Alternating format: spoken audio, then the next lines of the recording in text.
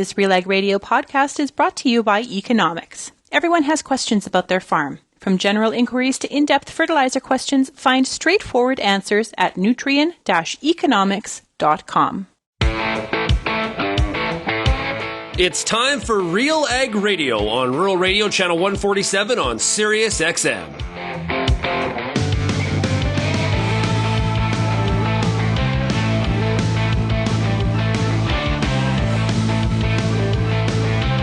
RealAg Radio and RealAgriculture.com is your home for insight and analysis of the issues that are impacting your farm business.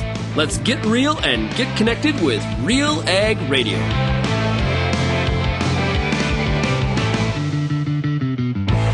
Hello and welcome to RealAg Radio here on Rural Radio Channel 147. I am your host, Lyndsey Smith. It is Tuesdays with Lyndsey, and if you haven't guessed, I'm pretty pumped about today's show. So sorry for maybe coming at you really hard in your ears. Okay, really cool show lined up. A couple things. I want to talk a bit about tech. We've got some really cool platforms and apps that are being developed in the dairy industry that I thought, you know what? Let's talk about them here on the show. So we're going to do that because I think there's an application for broader than that. I've also got fascinating conversation with Kathy Larson. If you have cattle right now, congratulations, for one thing. But for another, we have, both in Canada and the U.S., but perhaps more in Canada, we have a shrinking cow herd. And for good reason. When it doesn't rain, there's not a lot of grass. And when there's not a lot of grass, it's kind of hard to feed cattle. So we've got a shrinking cow herd. A year like this year, when cattle prices are where they are, how do you make the call to hold back heifers? Or are you better off selling and buying in?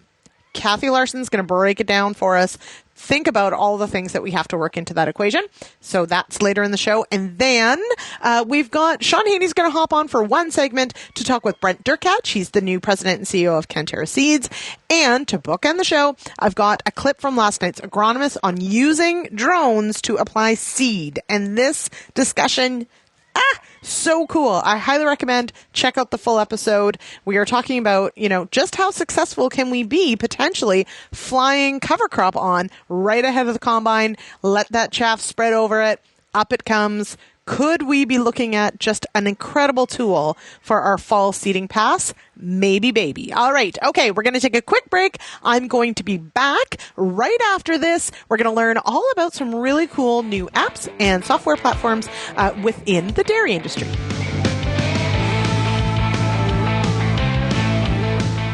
The Your Co-op Grow team are your local experts because we live here too. Our agronomic specialists stay up to date with the latest research and technology to help support your entire farm operation. Talk to our team for advice tailored to your farm's needs.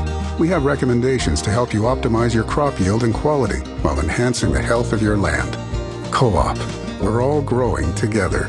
Here for your farm, here for your family. Learn more at coop.crs/farm. CDC Endure is a new oat line from Alliance Seed. High yielding with excellent disease resistance and the quality end users ask for, all in one great oat variety. CDC Endure provides the high beta-glucan levels to make heart-healthy products like breakfast cereals. For more information on CDC Endure oats, as well as any other products from Alliance Seed, check out allianceseed.com or visit any Alliance Seed authorized retailers. Protecting your nitrogen is smart. And a nitrogen granule with a polymer coating that releases in response to conditions that promote plant growth? Well, that's me. I'm the environmentally smart nitrogen granule that gives the nutrition crops need when they need it, reducing nitrogen loss and increasing nutrient availability. Imagine feeding me to your fields. Me. Now, wait a minute. Hey, can I rethink this? ESN Environmentally Smart Nitrogen Fertilizer. Learn more at smartnitrogen.com.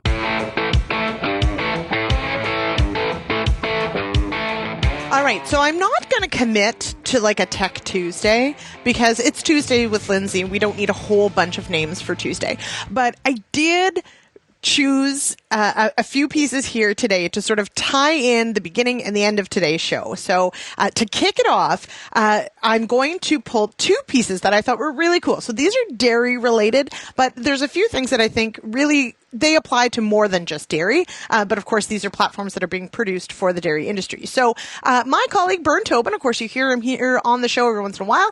He went to Canada's Outdoor Farm Show, which is in early September at Woodstock, Ontario, and he collected all sorts of great stories, great coverage from that show. All that coverage brought to you by Pride Seeds. And he, of course, as a dairy farmer's son, he loves to spend some time with the dairy companies. And he brought 2 reports back that are really quite cool. And so I want to share them here today. So the first we're going to listen to is called Moo To Do. It's an app that basically tries to simplify the to-do list on a dairy farm that's super easy, super accessible, and able to be shared with anybody who's working on that farm. So we're going to hear about Moo To Do. And then the other is a really fascinating concept called VETSon. And this is, so that's VETSon, so VETSon. And it is essentially telehealth or virtual health, but for dairy cows, for the dairy farm, for the herd health. And in my mind, I really want to see this expanded. We know that Canada really struggles with having access to large animal vets in huge areas. And so I'm excited to see if this platform can do well in a dairy scenario. Could we see it expanded to more? So stick around for the second half of this segment. You'll learn all about VETSon. But first, let's hear about Moo To Do. Bernard Tobin at Canada's Outdoor Farm Show. Catching up now with Dr. Sherry Van de Paul from Catalytics. Sherry, thanks for taking the time. Yeah, of course. I'm happy to be here. I want you to tell me about Catalytics. I mean, basically, a farm management software program and platform for farm animal health. Have I got it? Yep, you do. It definitely has a focus on animal health, and it also has a focus on task management, too. Yeah. So tell me about, you've got some innovative products here. And the first one I want to talk about is the Moo To Do. Tell me about that. Yeah, we don't take ourselves too seriously here. Moo To Do is a task management app, so it connects into the system. So most of our software is tied to talking to dairy farmers in and around Canada, in and around Ontario, and finding out what they needed. And this is one of the things that was a real challenge for them. So they would have potentially staff there. They wouldn't necessarily know what to do when they had a moment or two to fix up things. There's task management apps out there, but not anything that's specifically focused to dairy farmers. And so what they can do is the farmer goes around, can add specific tasks that they see that need to be done, and then that comes up on people's phones. So it will alert them if there's something specific for them or something just available to do. So when they have a moment or two, they go to that list and they see that. And then we have waterproof digital whiteboards that can just act like regular whiteboards, but those show the tasks on there as well. So it's a system that makes it really easy, and part of the magic of it is just that we've tried these out on farms. And so some of the things that we don't have is really complicated logins or complicated ways to add tasks itself. We've tested this out with them, and this is what seems to work for them. So you also mentioned functionality is very important, and you've worked with a lot of farmers to develop this, right? Absolutely. So we want to create things that actually have a market, a purpose. They're making things easier for people, and the only way we can do that is by actually meeting with dairy farmers and saying, what do you need? And then trying it out in the field and perfecting it that way. Yeah. Hey, tell me about something else that's coming down the pipeline. Yeah. The milkshake, which is, in a sense, a bigger program, a bigger farm and cow management program and health program. So milkshake, it's a whole system. It deals with animal health. It does a lot of the things that there's some other software programs that do, but in a more easy-to-use, modern way, a way where you're not dependent on other people writing commands for you to try to get information out, a way that helps you with things that are a bit more complicated, like more complicated vaccination protocols. It does all of this stuff focused on some of the problems that you might have on your dairy that you want to get behind, and we look at those case by case and then say, how do we do that better for you? So it's really visual. There's a visual map of your farm on it where you can click through and see your cows and see who's where and see what problems are happening where. Awesome. Hey, final question, Sherry. That is, where can farmers get more information about catalytics? Yeah, we are looking for people who are interested in using the task management portion of it today, but also people who are willing to work with us and be those test clients for us to say, what do you want? How do we make this better? So if they can go to catalytics.com, we're there. There's a lot more information, and we would just love to get in touch because we want to make an amazing Canadian solution for all of your problems on your dairy farm. Great stuff, Sherry. Thanks for taking some time for Real Agriculture. Yeah, thanks very much for interviewing. All right, now we're going to hop. Same tent, imagine it in your mind, but now we're going to talk about VETSon. Here's Brent. Bernard Tobin here at Canada's Outdoor Farm Show. I am now catching up with Colin Yates from VETSon, Virtual Healthcare for Farm Animals. Colin, thanks for taking some time. Thank you for having us. Hey, I want to talk about veterinarian access these days. I mean, it's a real challenge for farmers to get access in many areas to veterinarians. Your program here is a virtual answer to that question. Tell us about it. Yeah, so VETSon is a telemedicine platform for veterinarians to better reach their existing farm clients or to reach farm clients that they wouldn't have been able to reach to in the past. And this is important because there's a global shortage of veterinarians. It's not just a Canadian issue or a U.S. issue. This is happening in the U.K. and Australia, around the world. So this frees up time for the veterinarian to essentially just sit on their computer or on their phone and have a conversation rather than making that 45-minute drive. And in some cases in Canada, it could be a 3-hour drive to do a simple call that could have been done over the phone and in 15 minutes. So, why not save that time of the veterinarian and also the cost for the farmer to answer those questions quite simply. Now, this is a new program you started back in November, and yesterday here at the Farm Show, you won the Innovation Award for Livestock. Talk about what's happened here in less than a year. Yeah, it's very exciting. We knew that there would be a lot of interest from farms. We knew the pain that, this was developed with my father and I. My father's been a veterinarian for 47 years. I grew up seeing the strain on veterinarians, especially farm animal veterinarians, and especially for smaller farms, getting access is a huge challenge and a huge stress for them, and often it means them getting out of farming, and that's definitely not what we want to see. Let's talk about the platform. Let's talk about how it works. It really, for a farmer, it starts with an app, right? Yes, it's as simple as taking your smartphone, going to the Apple Store or the Google Play Store, downloading the app for free, and then if you don't have a veterinarian, we will tie you to a veterinarian, or we're looking to partner with other veterinary practices across Canada to make sure that they can get their clients onto the app and work with their clients. We're not looking to poach their clients, we're looking to make sure that veterinarians get better access to their own clients and vice versa. Talk about the relationship. How does it work? I'm video conference on the app. How does that connection work and that sort of exchange of information and getting veterinarian care? Yep. It all is about a VCPR. So what our app allows that farmer to do is establish a VCPR with that veterinarian or their existing veterinarian. They're able to do video consultations by simply clicking a calendar booking, and then after that consultations, they can go right in, make a prescription, and order that medication and have it shipped to the farm. Yeah. We're also looking at building, since it's a platform, we're looking at building in sensors as well as point-of-care tests so that that farmer can deploy those tests, share that information back with their veterinarian who may be 3 hours away, so they can have a good conversation and make real decisions rather than some basic visuals. Now, how do the programs work? Is it a monthly program, an as-per-use program? How does that work? Yeah, so we have 2 plans that we're doing with our partner practice right now and serving clients all over Ontario. One is a pay-as-you-go plan where simply you go in, you can book a video consultation, you pay up front for that video consultation, or after that video consultation you can go into our storefront, you purchase the medication, that veterinary clinic will ship that medication direct to your door.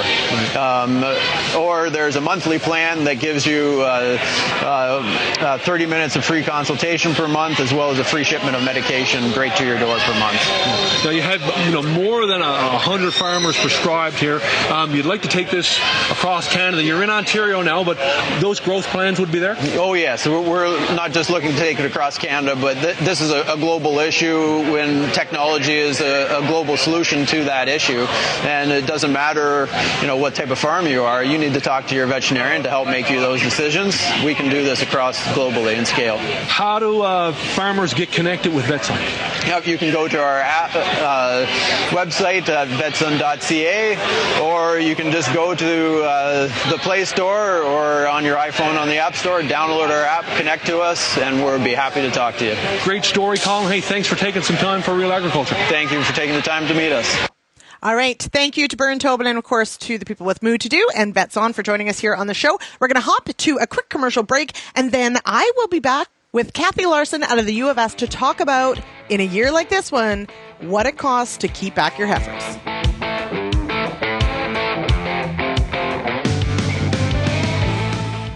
What's next for your fields? At Pioneer, delivering industry-leading genetics drives everything we do. From the scientists in the lab to our local teams with boots on the ground, we are determined to get there first.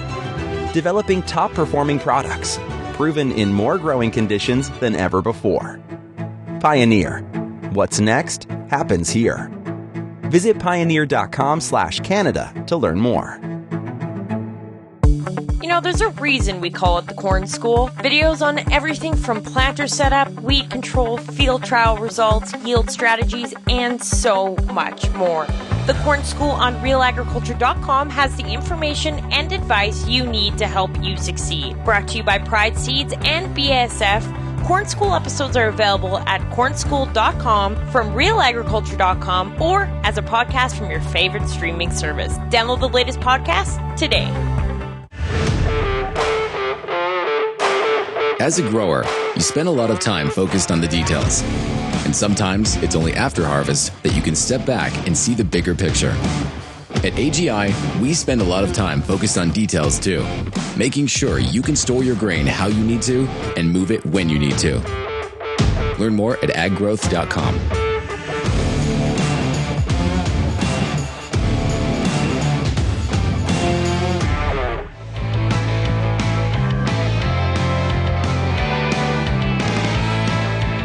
Welcome back to RealAg Radio here on this first Tuesday of October. Kind of crazy to think that we're already into October. Time is absolutely flying, and the weather is spectacular here in the Ottawa Valley. I hope it's wonderful wherever you are as well. Yes, this is RealAg Radio. I am your host, Lyndsey Smith, and this segment is brought to you by Anvol. Low-rate NBT solutions claim to protect nitrogen, but no imitator product delivers like Anvol Nitrogen Stabilizer, the next-gen urease inhibitor from Koch Agronomic Services. See how others stack up to the proven power of Anvol at defendyourn.ca. Joining me now on the line is Kathy Larson with the University of Saskatchewan. You're a professional research associate and an extension economist. Welcome here, Kathy. What the heck is an extension economist? Good question. I think it's a more common title within the university system in the United States. And, a large part of my role, I'm in the Department of Agricultural Economics at the University of Saskatchewan, and about 50% of my role is supposed to be doing extension. So speaking to producers, doing a radio show like this. So I think that's why I have the education of agricultural economics, but I'm required to do quite a bit of extension, so they blended it together. That is very cool. And we are very happy because it means that when I ask someone to come on the radio show, you kind of have to say yes. Which is kind of great. Yeah. I promise to make it fun because this show is all about fun and all about learning. That's what it's about. Okay. So let's dig in while you're here today. One of the things I want to talk about, and of course we are now into, the heart of the fall season. Everyone's looking down the barrel of winter. We start thinking about, making those really hard decisions on who stays, who goes, how much feed you can have, all those things. And that is also, of course, part of a bigger idea of with your cow herd, who stays, who goes, and especially today we're going to talk about heifers. So we can't not talk about the drought or when feed supplies are tight, but realistically, there's always that question of is it cheaper to keep and raise your own heifers than buy in? What say you? That's a great question. And it really depends on the operation. I think for the most part, there's this mindset that for sure it's cheaper, but that's because not all of the costs are considered.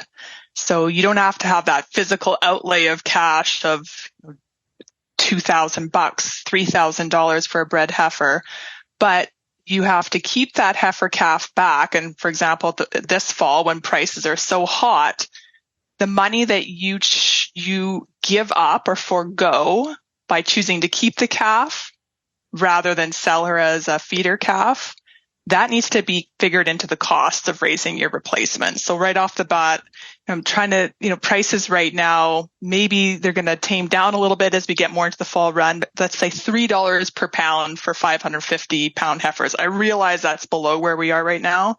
So right off the bat, you have $1,650 into the cost of developing a heifer from this fall.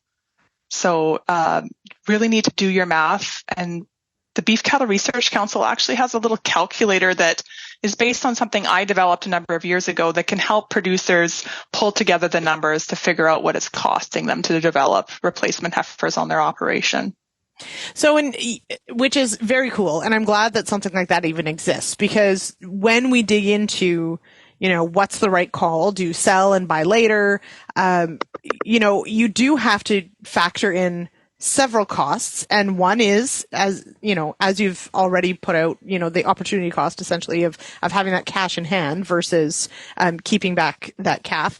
Now, there's also so there's that cost. There's obviously feed costs. There's the risk factor of death loss or a calf getting ill and maybe not reaching their full potential, which is harder to quantify. So how do you or can the calculator make use of some of those like risk factor kind of unknowns between, now and when she actually gives you a calf? Yeah, so the way that calculator works is, so when you're thinking of your replacement heifer costs, again, that opportunity cost we've just discussed, then you have to take her through the fall and develop her. The long-standing rule of thumb is the 65% of their mature body weight by time of first breeding. So you have those winter feeding costs. The calculator lets you put in a death loss percent to account for the fact that some of them might not make it. You have to build in interest costs. You might be needing to borrow some funds or just having money tied up in developing these heifers. You have to put in your yardage, your cost of your bulls, and then also the conception rate, because not all the heifers you keep are going to end up coming into calf the next fall, unfortunately. So it has all those elements in there, and then it can simply put out a nice little tight number for you at the bottom and show you what all those costs tally up to.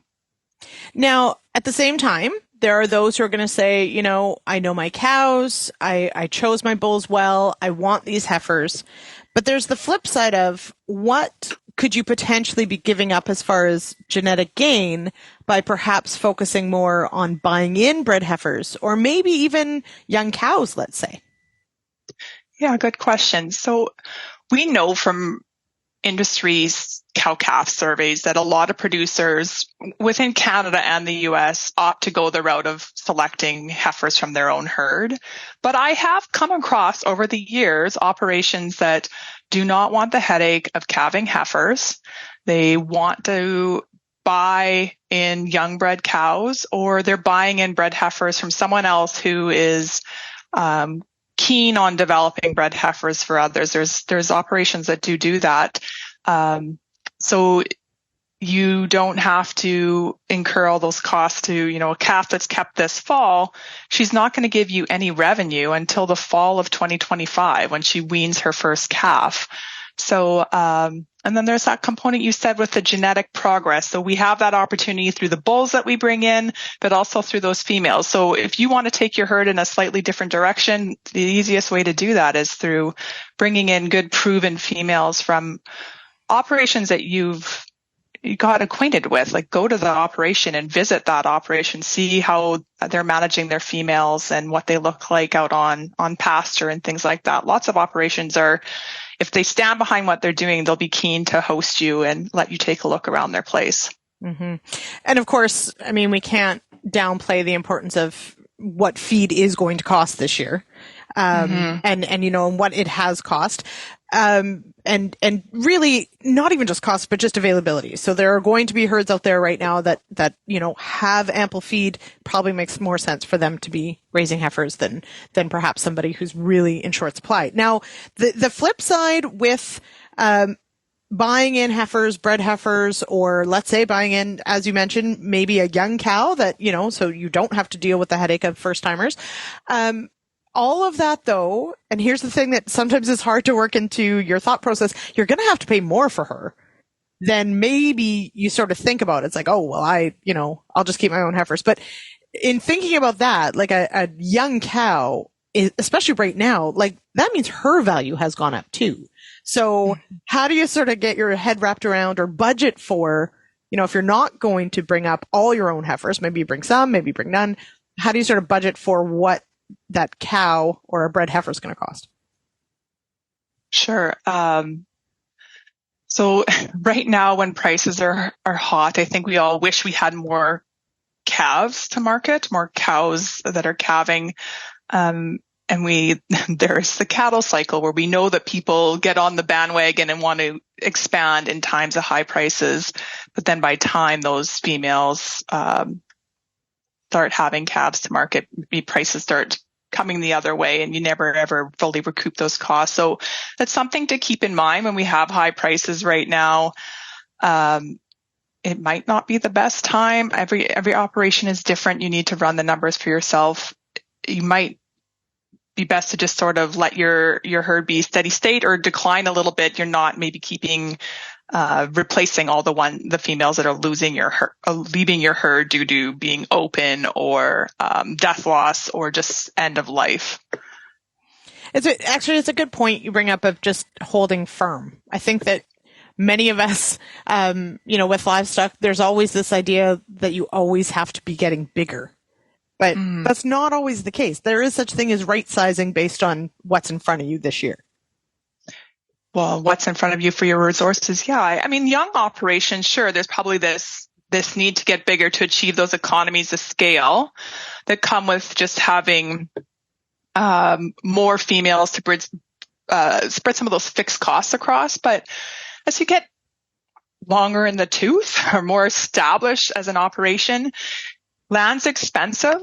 You know the capacity of your land. You know what you have for labor availability. So just knowing what your resources are and what you can manage. And there's research out there that shows that a lot of operations end up being more of just managing once they've reached that efficiency level, staying at that herd size and not always growing. It's not always, I've said in the past, it's not always about getting bigger. It's about getting better. So just finding efficiencies with your current herd size. Mm-hmm. Now, for those, you did mention, of course, the calculator and BCRC. For those who are looking for that calculator, for some of this information, where can they go? Yeah, right to beefresearch.ca. They had an article just here a couple weeks ago highlighting this heifer calculator. So it's under their tools section on their website. They have a great little post, and then the calculator is built right into the web page, and it's pre-populated with numbers to give you a sort of starting look. But I would never advise someone to just use the numbers that are typed into the default numbers in the calculator. You need to really use your own farm facts or your own farm numbers to make informed decisions on your operation. Now, you did mention you were involved in putting some of this together. Some of your work was involved in this. What, if you can, what was the timeline like in putting something like this together? Is this like a several year project? How does that work? Oh, it was a worksheet put together in Excel, and I'm not going to say it was solely my idea. I actually saw analysis done like this by an extension economist, if you will, Harlan Hughes, the late Harlan Hughes from North Dakota State University.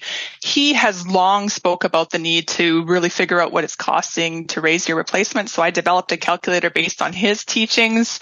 And then the wonderful Hui-Ting Huang at CanFax took my calculator, spruced it up a little bit, and then worked with BCRC to get it embedded in their website. There you go. That's a fantastic evolution. I like that. Quite the pedigree for this thing. All right, Kathy, thank you so much for joining me on the show today. Fascinating stuff. Everybody head on over, and hopefully it helps in making some of those tough decisions on whether or not to keep back your heifers. Thanks so much, Kathy. Thanks, Lyndsey. All right, we head now. We're going to take a quick break. And just after the break, you're going to hear from Mr. Sean Haney and Brent Derkatch, who has recently been named the president and CEO of Canterra Seeds.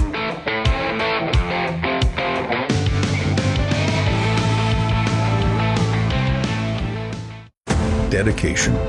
Watching the sunset over your crop is one of life's simple pleasures. The anticipation of it all. We know that feeling. Introducing our new Airflex NXT, our best honeybee header yet with the closest cut ever. Light, fast reacting, and infinitely adjustable.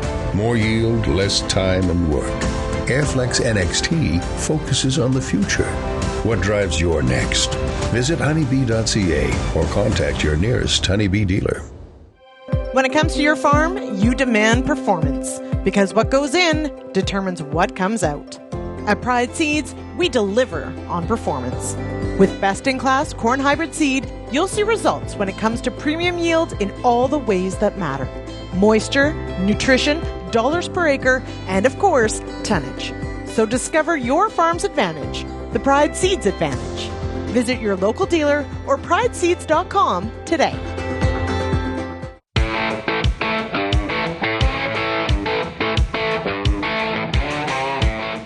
Sean Haney here with RealAgriculture.com and RealAg Radio, Rural Radio 147, Sirius XM. You can hear every weekday at 4:30 Eastern on Rural Radio on Sirius. Okay, big announcement, exciting news. Somebody I've known for a very, very long time, and this is kind of a big day, and I'm very honored to be able to speak to him today.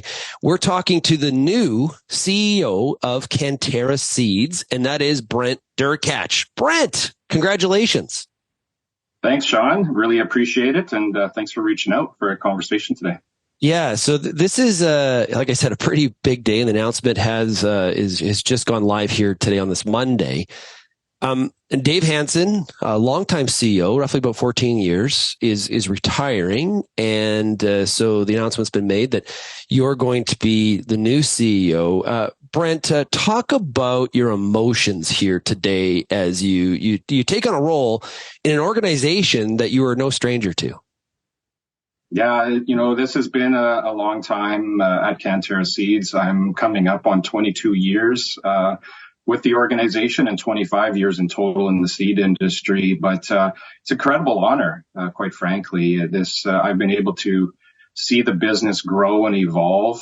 And sometimes ebb and flow over a period of time. But, I grew up on a farm and never expected, really at the time when I entered the industry that I would be in this position. But it is a very dynamic, incredible industry to be a part of. And I've been able to grow and evolve with it over my almost 22 years at Canterra. And now there's some pretty big shoes to fill, but I'm ready for it. Yeah, 22 years. Is that how long it's been you've been there? Yeah, it's been coming up in a month and a half will be 22 years at Canterra in various roles. I've had, I think, about 5 different titles officially over my time, but most recently the director of the pedigreed seed business.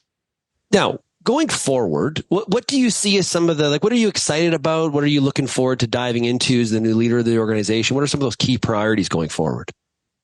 Well, the farmer customer is number one, most certainly. The way that we're going to treat customers is going to continue to evolve in a very positive light, making sure that when we're bringing products to market, they are not just new products, but new and improved products. We've got a very diverse portfolio of cereals, pulses, special crops, and canola. And we're providing those genetics to farmer customers through various plant breeding partnerships, many of them very long-term partnerships. And so it's going to be a combination of those new and improved products and also just the relationships that we have by connecting with those farmer customers. Just to look backwards for a second, what impact did now former CEO Dave Hansen have on your career and getting you to this point?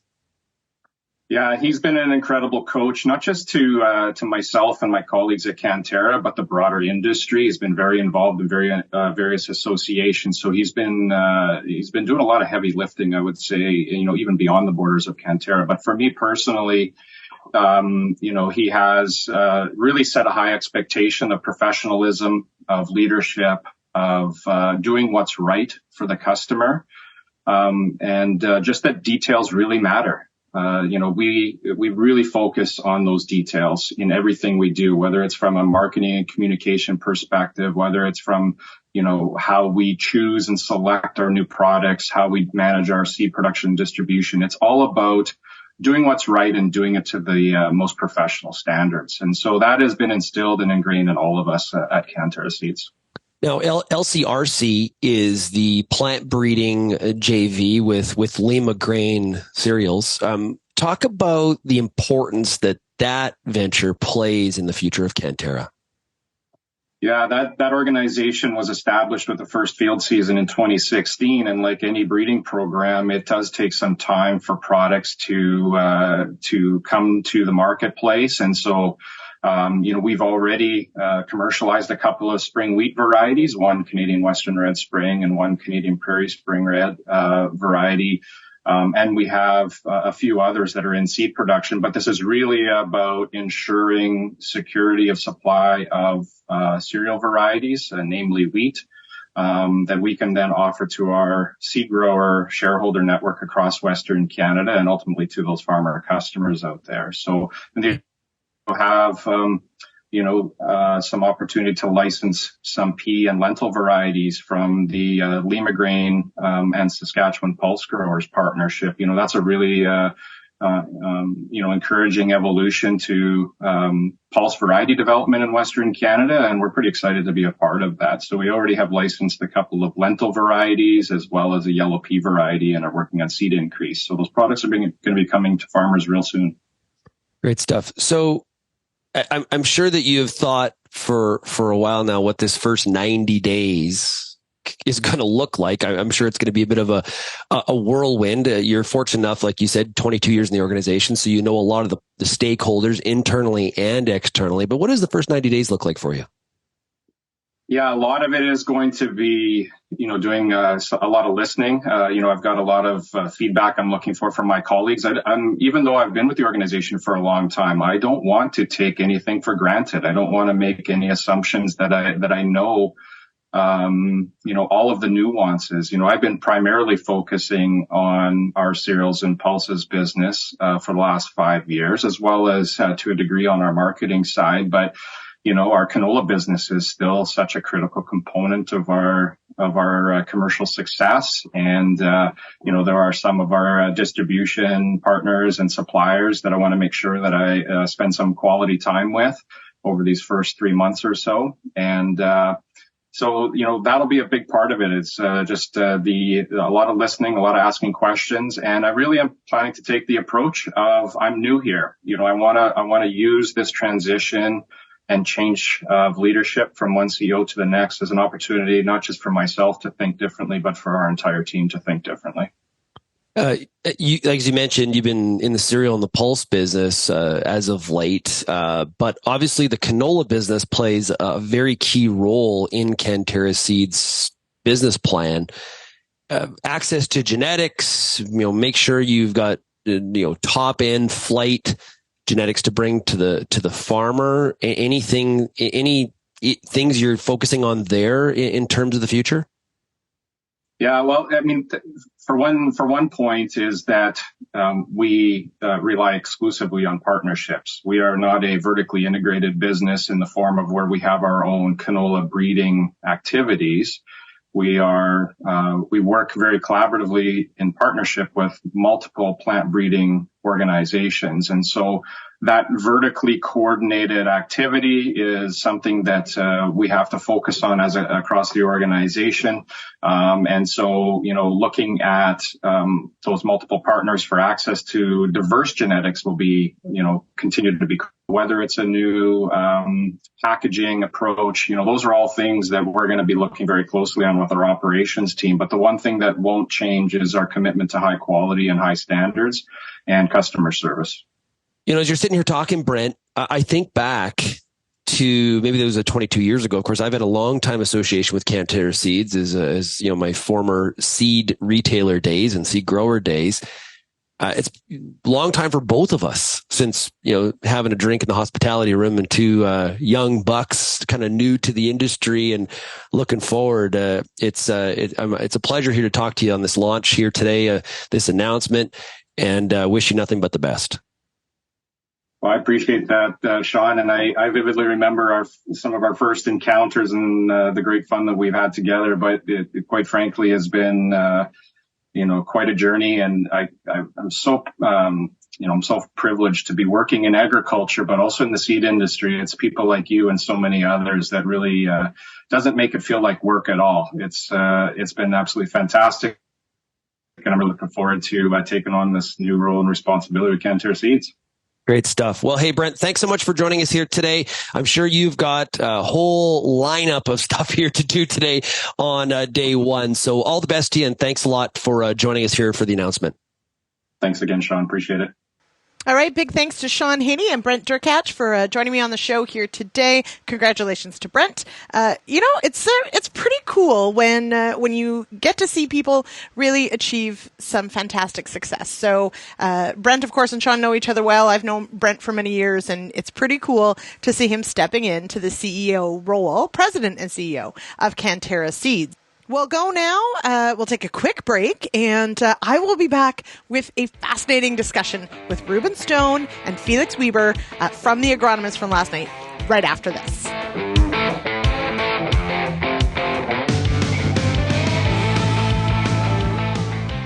What's next for your fields?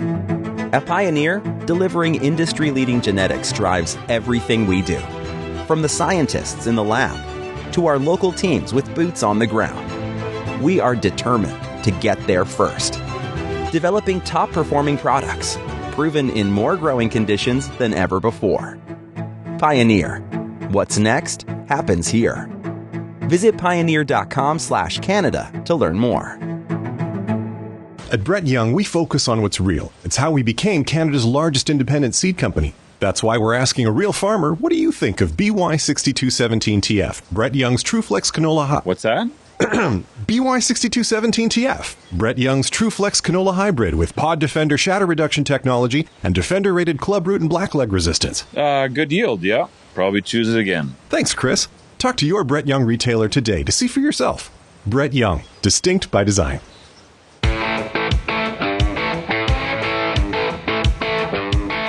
Welcome back to RealAg Radio here on this Tuesday. I am your host, Lyndsey Smith, and this segment is brought to you by Koch Agronomic Services. Imitator stabilizer products claim dual protection, but do they actually deliver? Defend your UAN from nitrogen loss with Tribune Nitrogen Stabilizer from Koch Agronomic Services, offering superior above and below ground protection. See how others stack up at defendyourn.ca. If you're an avid listener, you probably know by now that Monday nights I host a fantastic hour of agronomy discussion. 8 p.m. Eastern, Monday nights. Find it on YouTube. Find it on realagriculture.com/agronomists. Great show.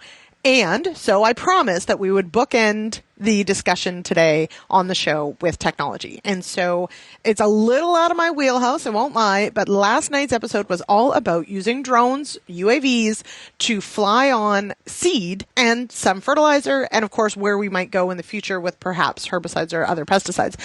But joining me for this discussion, I pulled just a little clip. It's only, a 10-minute clip. I highly recommend you go check this out because Reuben Stone from Valley Bio shared some amazing images of some of the cover crop that he managed to get growing by flying on seed into standing crop or just ahead of the combine. And we've also got Felix joining us. He works with servicing these drones and doing tech support for some of these as well. So let's take a listen. This is just a clip. Head on over to realagriculture.com/agronomists or our YouTube channel. I highly recommend watching the whole thing. All right. But here is Reuben Stone and Felix Weber. Now, so Felix, you mentioned imaging. And so I do sort of want to back up just a little bit. Of course, when UAVs or drones sort of came into, the price came down, the usability went up. That's really and I mean, they're still used for that for sure, but that was really the first use for these in agriculture was for imaging. And as you mentioned, so do you said, maybe too much data from some of these things. Do you see there still being a place for drones in that imaging space, or do you see that us rapidly moving past that? No, I think more so, if anything, because now with the application drones, you can make more use out of this data. And I've seen that with GPS or with guidance systems. The GPS was really started to be used when the guidance system came in. So it was a direct use of the GPS at that point. Before, like the GPS, when you look at the GPS, it's been on the market for quite some time in the commercial industry. But as soon as you were able to use it directly and get a quick return on it, that's when it was used. And I think it's going to be the same a little bit with the drones now, with mapping drones. So with the application drones, you can use that right away. Like you're doing something with it, you're applying something, you have a return right away. Where with the map or with the imaging, it is, the question is it the return? You're going out and flying to capture something to figure out what's there. That could be, that you already know what's there. You may just measure on size. Where is it? How big is it, right? Reuben, tell us a bit about the drone that you did choose, and some of the specs on that, just so we can sort of put it in our brains of what we're talking about here. Yeah, so I've got a DJI T40. It's probably the most broadly marketed ag drone right now that you're most likely to have seen. It's a new release that DJI came with just last November, December last year. So the demos that we actually saw in the years previous were T10s, T30s, older, smaller models that were really more or less industrial camera drones that had tanks kind of added on the side.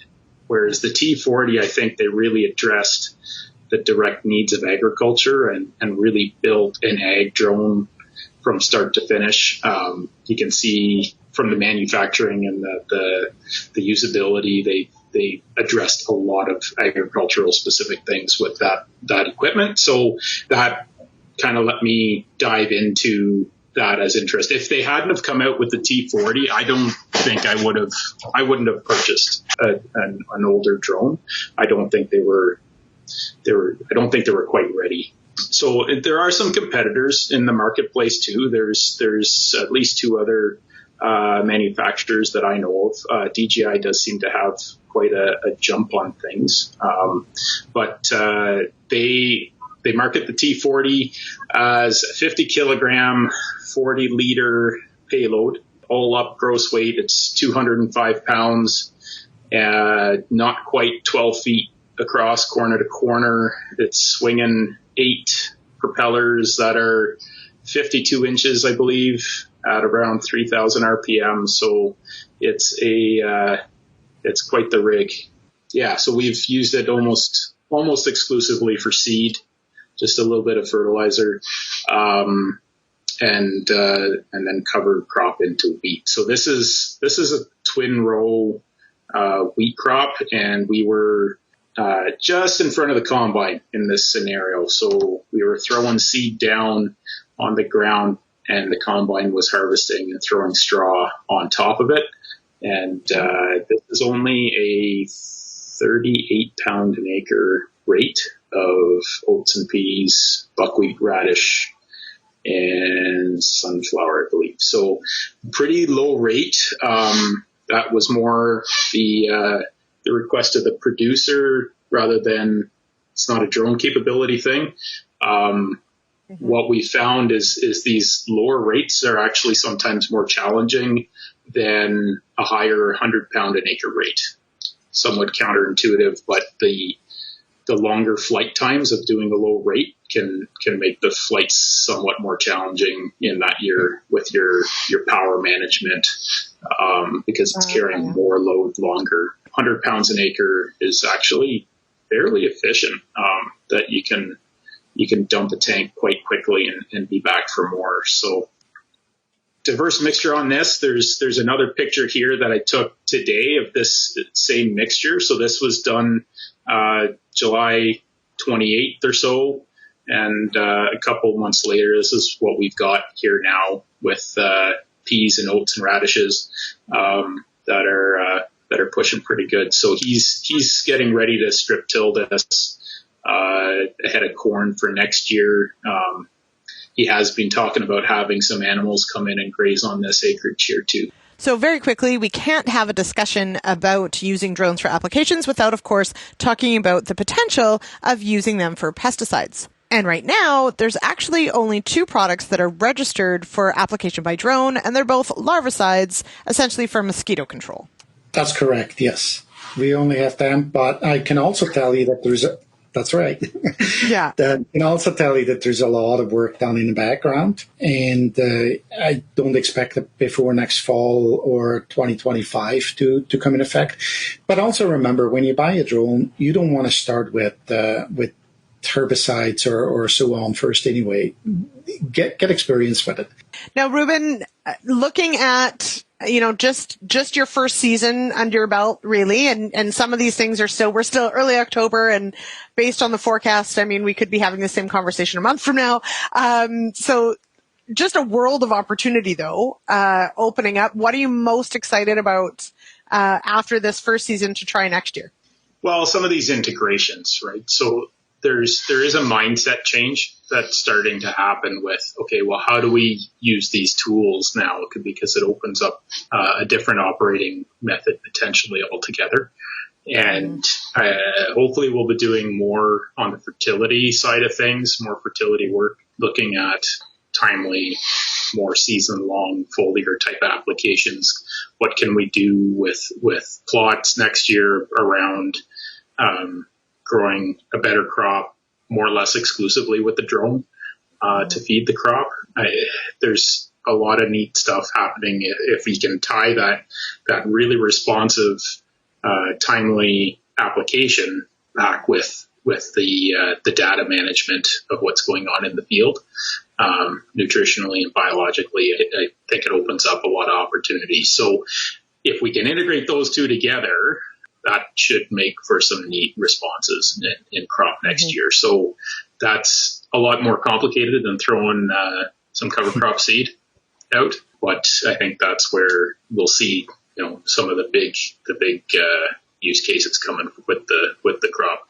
All right, I'm going to leave it there. As I said, there's so much to this episode. There's some really great visuals. Head on over to our YouTube channel at Real Agriculture and give it a watch. So to sort of recap here, a couple of the key takeaways for me from last night's episode for sure was that when we've got these beautiful open falls, but maybe we've got a later crop like this year in Ontario, being able to fly on cover crop seed or, wheat seed before leaf drop, let's say, could potentially be a game changer when it comes to having enough growth in the fall to really get that benefit. So we could be talking about, just oats and peas, like Reuben was saying, or they also did some experiments with buckwheat, and he is I should note, Reuben farms in Cobden, which is actually further west and a bit north from here. It's not a super long season, and yes, he's a seed grower, so he does grow buckwheat seed, but he's thinking that he might be able to get a double crop of buckwheat after a winter wheat crop. And that is kind of mind-blowing if you think about it. So super cool. Check it out. Lots of stuff to unpack on that one. Definitely there's a labor component, regulatory component, lots to consider, but certainly the future looks really interesting for using drones to apply different things on our fields. All right. I've got to wrap it up there. I will be back on the issues panel on Friday. Thank you so much for joining me on today's show. Thank you to all my guests and the Real Agriculture team, of course, for making it all happen. If you would like to connect, you can give us a call, 1-855-776-6147, or zip me an email, lsmith@realagriculture.com. And of course, find us across social media at Real Agriculture. And you can, hey, if you miss an episode, go download the podcast wherever you get your podcasts. All right. I will talk to you on Friday. Cheers, everybody. Thank you for downloading this episode of the RealAg Radio podcast, brought to you by Economics. With one-of-a-kind tools, research, and content, Economics is farming's go-to information resource. Find it all on nutrient-economics.com or download the app.